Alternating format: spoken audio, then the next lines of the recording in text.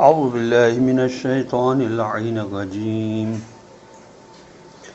بسم الله الرحمن الرحيم.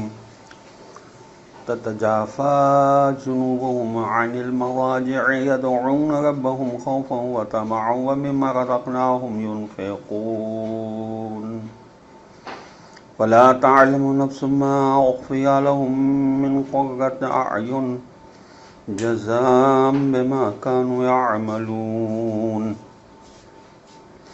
أفمن كان مؤمنا كمن كان فاسقا لا يستوون أما الذين آمنوا وعملوا الصالحات فلهم جنات المأوى نزلا بما كانوا يعملون وأما الذين فسقوا فمأواهم النار كلما أرادوا أن يخرجوا منها أعيدوا فيها وقيل لهم ذوقوا عذاب النار الذي كنتم به تكذبون اللهم صل على محمد وآل محمد وعجل فرجهم. السلام علیکم ورحمۃ اللہ وبرکاتہ. اللہ تبارک و تعالیٰ کا شکر ہے کہ میں نے سورہ مبارکہ سجدہ جو قرآن مجید کا 32 نمبر کا سورہ ہے اس کی 5 آیات کی تلاوت کا شرف حاصل کیا، جن کے نشانات ہیں 16 تا 20. آیت نمبر 16 کا ترجمہ یہ ہے کہ رات کو ان کے پہلو بستروں سے الگ رہتے ہیں، وہ اپنے رب کو خوف اور امید کے ساتھ پکارتے ہیں اور جو کچھ ہم نے انہیں دیا ہے اس میں سے خرچ کرتے ہیں. اس آیت میں اللہ کے خالص بندوں کی ایک خصوصیت یہ بتائی گئی ہے کہ جب لوگ سو رہے ہوتے ہیں اس وقت یہ لوگ عبادت میں مشغول ہوتے ہیں.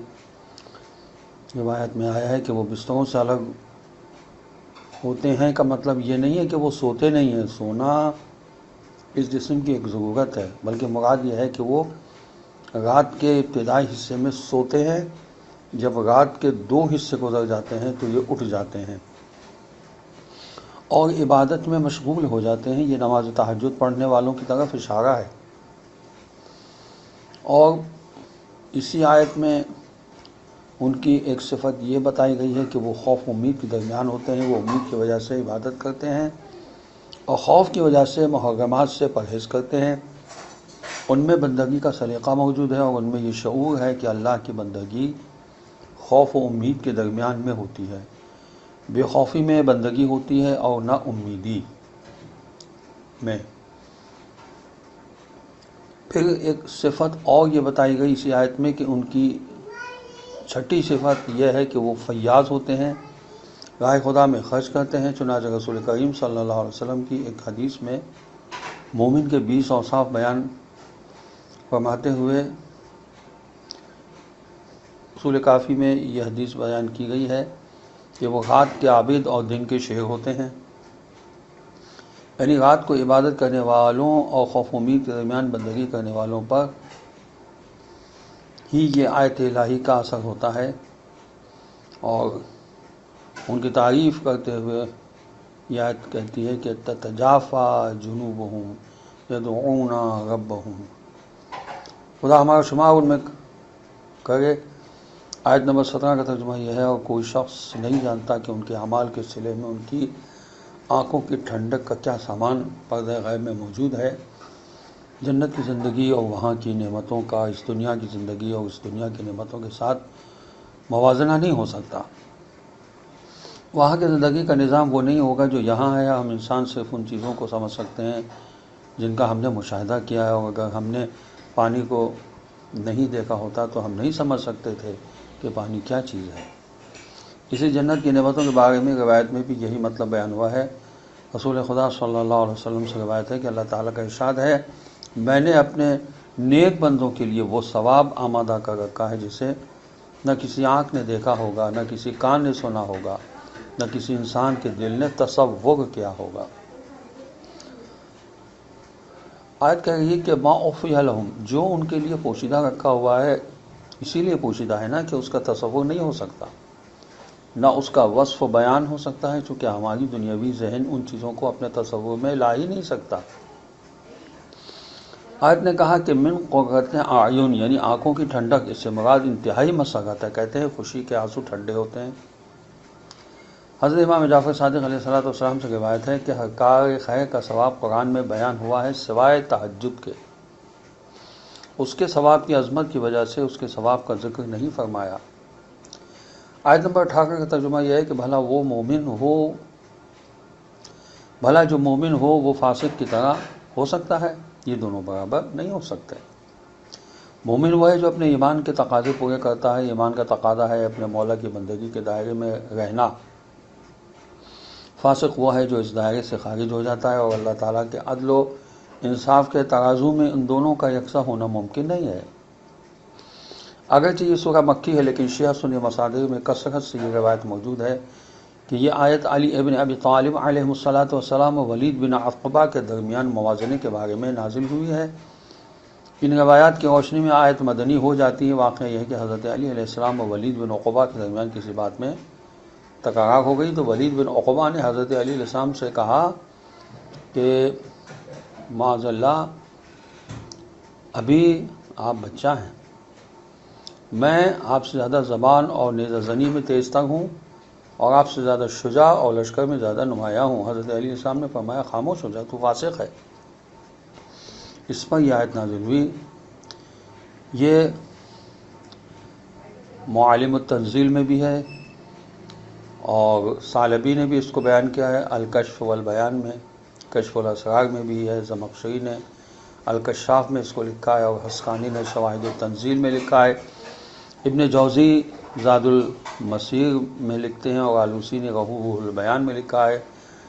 قرطبی نے اس کو الجامع الاحکام میں لکھا ہے، اور طبرینی جامع البیان میں لکھا ہے۔ مظہری نے تفسیر مظہری میں لکھا ہے۔ ابن کثیر نے تفسیر القرآن میں لکھا ہے، اور سمرقندی نے بحر العلوم میں لکھا ہے۔ اندلسی نے بھی البحر المحیط میں لکھا ہے، اور مقاتل التفسیر میں بھی اس روایت کو لکھا گیا ہے۔ اور اسی طرح کچھ حواشی میں بھی، جیسے شواہد التنزیل کے حواشی میں بھی اس کو لکھا گیا ہے۔ واضح ہے کہ یہ ولید بن عقبہ ہے جن کے خلاف یہ آیت نازل ہوئی ہے۔ سورہ حجرات قرآن مجید کا 49 نمبر کا سورہ، اس کی آیت نمبر 6 کہ اگر کوئی فاسق تمہارے پاس کوئی خبر لے کر آئے تو تم تحقیق کر لیا کرو۔ ان جاءکم فاسق بنبأ فتبینوا۔ جب ولید کو بنی مصطلق کی طرف زکوٰۃ کی وصولی کے لیے بھیجا گیا تو اس نے رسول اللہ صلی اللہ علیہ وسلم کو یہ غلط خبر دی کہ بنی مصطلق مرتد ہو گئے اور زکوٰۃ دینے سے منکر ہیں، جس پر یہ آیت نازل ہوئی جس میں ولید کو فاسق کہا گیا ہے۔ ابن عبد البر نے کہا ہے کہ قرآنی علوم کے حامل لوگوں میں اس بات میں کوئی اختلاف نہیں ہے کہ یہ آیا ان جاءکم فاسقون ولید کے بارے میں نازل ہوئی ہے۔ یہ روح المعانی میں لکھا ہے اس آیت کے ذیل میں، اور یہی ولید ہے کہ جب یہ کوفے کا گورنر تھا تو شراب پی کر صبح کی نماز 4 رکعت پڑھا دی اور کہا مزید پڑھاؤں، اور محراب میں شراب کی الٹی بھی کر دی۔ اسی ولید سے حضرت امام حسن علیہ السلام نے فرمایا تھا کہ تو علی علیہ السلام کو دشنام کیسے دے رہا ہے، جبکہ علی علیہ السلام کو اللہ نے 10 آیات میں مومن اور تجھے فاسق کہا ہے۔ یہ تفسیر الکشاف میں لکھا ہوا ہے۔ مومن اور فاسق میں امتیاز کرنا ضروری ہے کہ ان دونوں کو برابر سمجھنا قطعی تعلیمات کے قرآنی تعلیمات کے خلاف ہے۔ اسی لیے فرمایا کہ فمن کان مومنا کمن کان فاسقا لا یستوون۔ آیت نمبر 19 کا ترجمہ یہ ہے کہ مگر جو ایمان لائے اور نیک عمل کرتے رہے ان کے لیے جنتوں کی قیام گاہیں ہیں، یہ ضیافت ان اعمال کا صلہ ہے جو وہ انجام دیا کرتے تھے۔ سابقہ آیت میں کلیہ بیان فرمایا کہ مومن و فاسق برابر نہیں ہو سکتے۔ اس کے بعد مومن اور فاسق کے بارے میں تفصیل کا بیان ہے۔ جو لوگ ایمان کے ساتھ عمل صالح بجا لاتے ہیں ان کی ضیافت جنت المأوا میں ہوگی۔ جنت میں کئی جنتیں ہیں جنہیں مختلف ناموں سے یاد کیا گیا ہے، مثلا جنت الفردوس، جنت عدن، جنت نعیم، اور خصوصی طور پر جنت المأوا کا ذکر ہے جو سدرۃ المنتہا کے پاس ہے۔ اور اس کا تذکرہ سورہ نجم کی آیت نمبر 14 میں ہے کہ عند سدرۃ المنتہا عندہا جنت المأوا۔ سدرۃ المنتہا کے پاس جس کے پاس ہی جنت المأویٰ بھی ہے۔ حضرت علی علیہ السلام سے روایت ہے کہ تم یقین اور تقویٰ کو اپناؤ، یہ دونوں تمہیں جنت المأویٰ پہنچانے والے ہیں۔ یہ مصدق الوسائل میں لکھا ہوا ہے، یہ روایت موجود ہے۔ اور آیت نمبر 20 کا ترجمہ یہ ہے، لیکن جنوں نے نافرمانی کی، ان کی جائے بازگشت جہنم ہے کی آگ ہے، جب بھی وہ اس سے نکلنا چاہیں گے اس میں لوٹا دیے جائیں گے، اور ان سے کہا جائے گا اس آتش کا عذاب چکھو جس کی تم تکذیب کرتے ہو۔ اس آیت سے فسق کی نوعیت معلوم ہوتی ہے کہ یہ فسق ایمان کے مقابلے میں کفر کی حد تک ہے، اسی لیے ایسے فاسقوں کے لیے جہنم کا عذاب ابدی ہے۔